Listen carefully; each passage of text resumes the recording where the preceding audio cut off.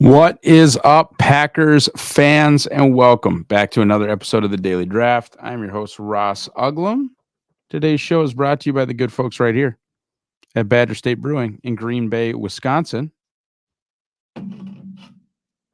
Very excited to talk to you today about another Pac-12 guy. We talked a lot this offseason about how much the Packers love the West Coast, how much they trust Sam Seal and now his lieutenants, as Sam has accepted an upward mobility gig with the Packers, though he seems to be nearing retirement. But the Packers have loved West Coast guys for a long time. We're, of course, discussing Oregon State safety Kitan Oladapo, but my goodness, Aaron Rodgers went to Cal. Clay Matthews went to USC. Kenny Clark went to UCLA. Demarius Randall went to Arizona State. Nick Perry went to USC. Like, I could go on and on and on. Look, they've had some hits. They've had some misses. But this was a big year for the West Coast Truthers, as Jordan Morgan from the Pac-12, Marshawn Lloyd from the Pac-12, Evan Williams from the Pac-12, and finally Kitan Oladapo from the Pac-12. Rest in peace, the Pac-12. The Packers trusting their West Coast scouts in a big, big way this offseason yet again.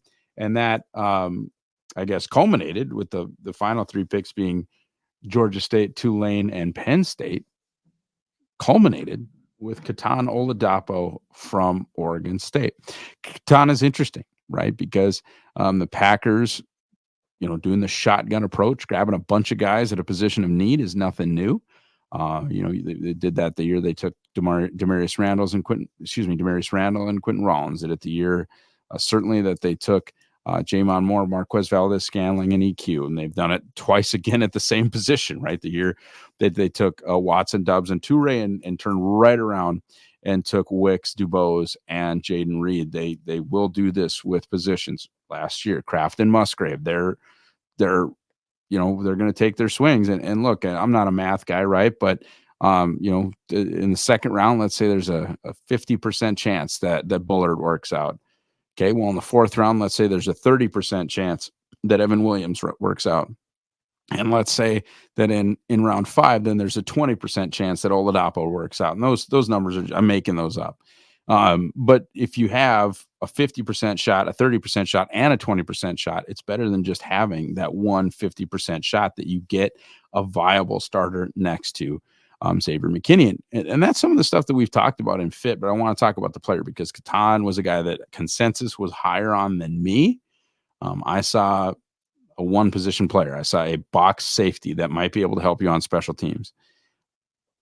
The league saw that, but apparently they saw like a starting, or the consensus saw that, but apparently they saw like a starting caliber box safety or one that could be really close because, again, like I said, Kitan, he was rated higher or ranked higher than I had him by the consensus of sort of everybody else.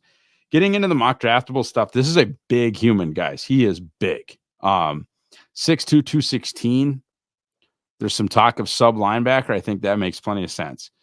Still talking about an 85th percentile height, an 84th percentile weight at the safety position, 63rd percentile wingspan, 76th percentile arm length. This is just a big guy, right? With a acceptable 4.58 in the 40, especially at that size, and a very acceptable 36-inch vertical jump. Again, especially at that size, right there where Evan Williams was from an aggregate standpoint.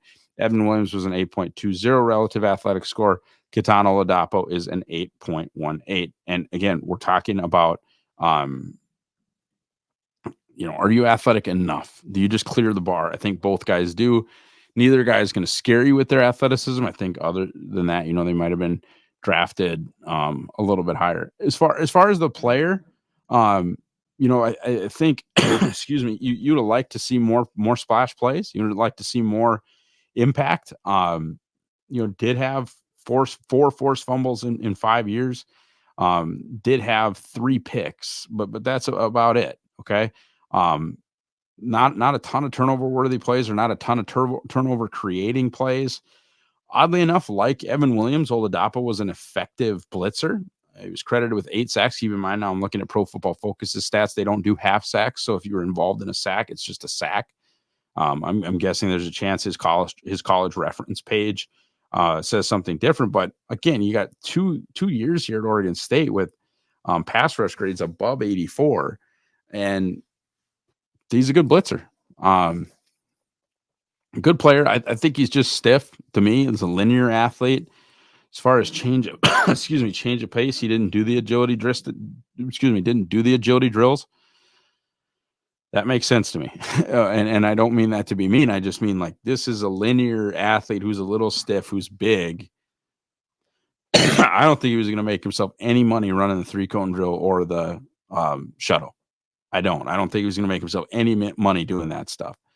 So there's a limited, scope of what you can do with him. He's I think a good tackler. You certainly look at the missed tackle rate. It's what you want to see. 12% last year, a really nice sub 10 tackle missed tackle percentage last year. But we're talking about 34 missed tackles in 5 years.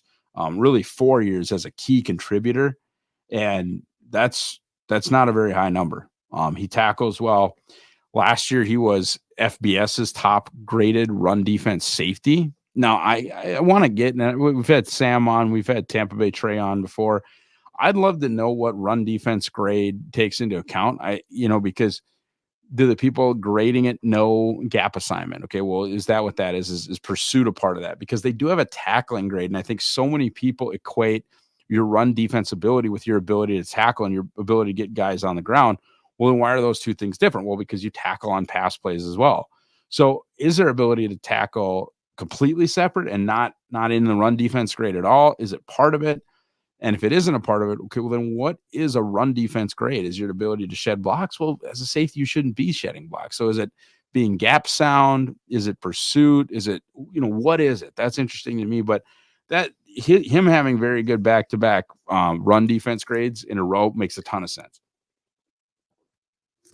He is a good run defender. He is good at that. That's not just, a made-up number. You watch the tape, it's what you're impressed with. Now, to me, way I grade guys, it's the least important thing for a safety is the run defense. It's important, but I'd rather see you be able to cover, as in, and there's a lot of things to covering, but I'd like to, be able to cover, as in keep your guy from catching the ball, prevent long plays. Okay, being able to match up with tight ends and not getting embarrassed, being able to occasionally cover a slot receiver without getting embarrassed. That'd be A.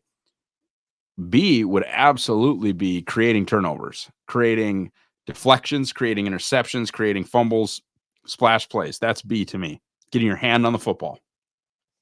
C then would be run defense. D would be, so I shouldn't say least important, then D would be this weird thing with Oladapo and Evan Williams where they're awesome blitzers. That would be kind of the fourth level of what's important to me, would be your ability as a pass rusher, as a safety. Above that would be run defense. Above that would be taking the ball away. And above that would be just your actual skills in primary coverage, because that, I think, is the most important thing on a down-to-down basis that'll keep you in games, is just not getting absolutely cooked, which is what happened to the Packers' nickels, safeties, and off-ball linebackers last year in pass coverage, and is obviously something Green Bay cares a ton about, because they did go about changing that a ton. So, we go back into the stats here. I like to do that on guys where we didn't have a prospect primer, and we did not have a prospect primer on Kitan Oladapo.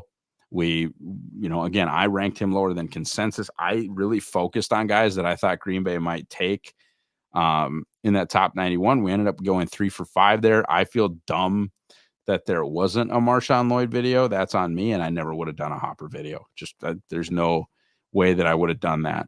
Trying to focus on those top 100 guys that I thought the Packers might take. I'm glad we provided you guys with, a 60% hit rate there. Should have been 80, but never did one on Kitan. So like to go back and kind of talk about the player he was before we get into the look forward. The look forward stuff is super interesting to me. And I know I say that a lot, but that's what happens when you take multiple guys at the same position. And so that's why we've been kind of wondering about the Devon Bullard of it all, and the Evan Williams, and how those guys kind of mix and match. Talk about Jacob Monk and Jordan Morgan. And when you're bringing back 5 starters on an offensive line, from last year, from the end of last year, you do get to have some of those conversations about the offensive linemen. When you bring in an Xavier McKinney, but then don't bring it back any of the other safeties and draft 3 guys, all with slightly different skill sets, there are fun conversations to be had about fit, where they're going to play long-term projections. And I don't know if the Packers gave away any sort of a plan, but there's a chance this guy might not play much safety at all. This guy, of course, being Kitan Oladapo, pronouns, pal.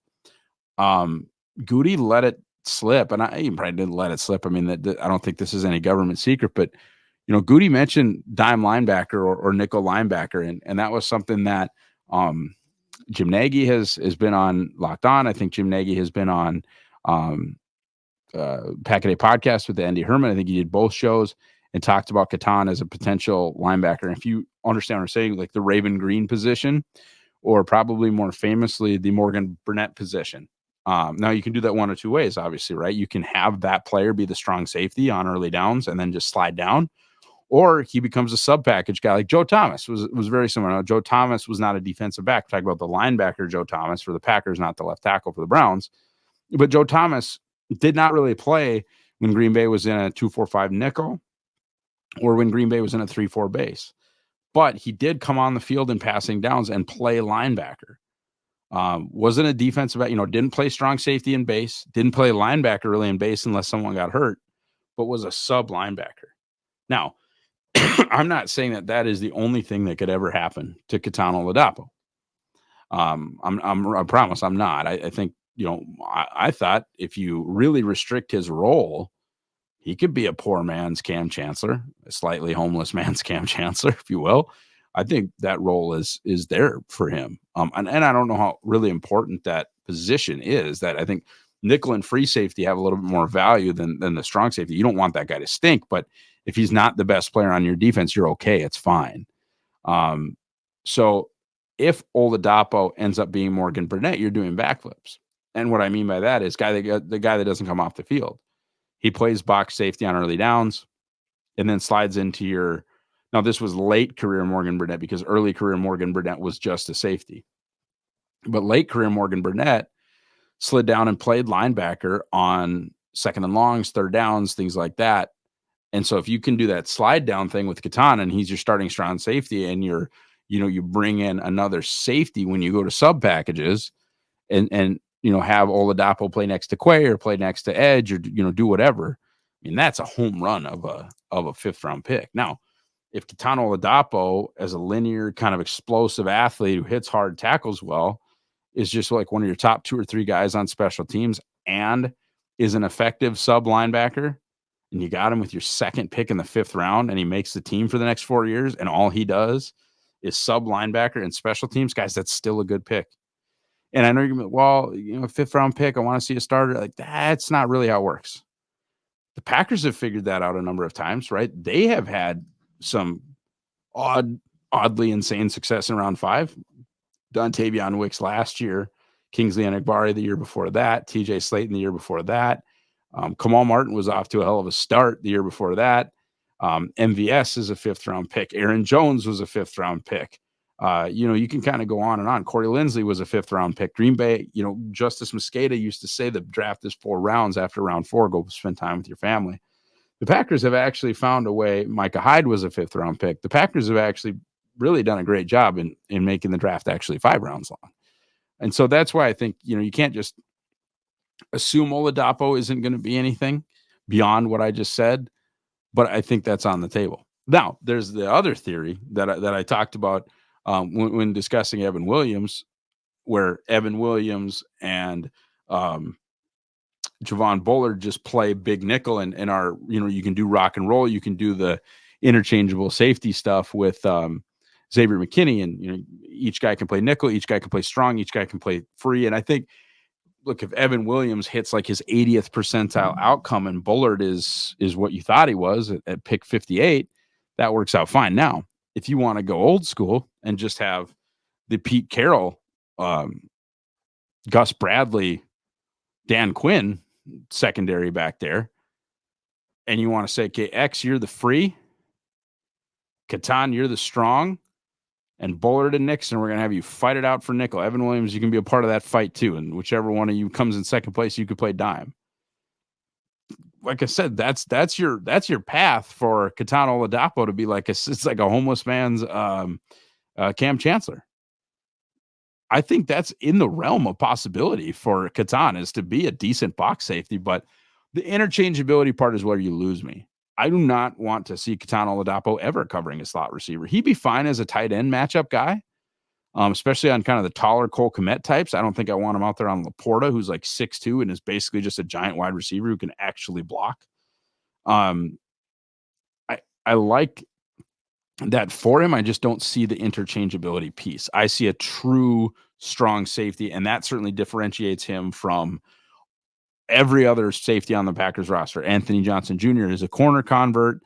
You know, both Bullard and Williams have that nickel free versatility. Xavier McKinney can just do it all. But the real one box safety on the roster is Kitan Oladapo. And because of that, I think that's why he's getting some potential sub linebacker love, because Green Bay is constantly searching for that versatility piece. Okay, guys, thank you so much for watching or listening. If you are on the podcast side, check everything we're doing out at Packer Report. Become a VIP. That would be super, super appreciated, as would checking out the Packer Report store. Should be links to that, easy to find. If not, ask me on Twitter, on X. I'm at Ross Uglum. You can find me there. Other than that, do everything you're supposed to do right here on the Pack a Day Podcast YouTube channel. Like, subscribe, click the bell, get the notifications so that you can get all the Packers content you need on a daily basis. Have a great rest of your day, guys. Go Pack, go.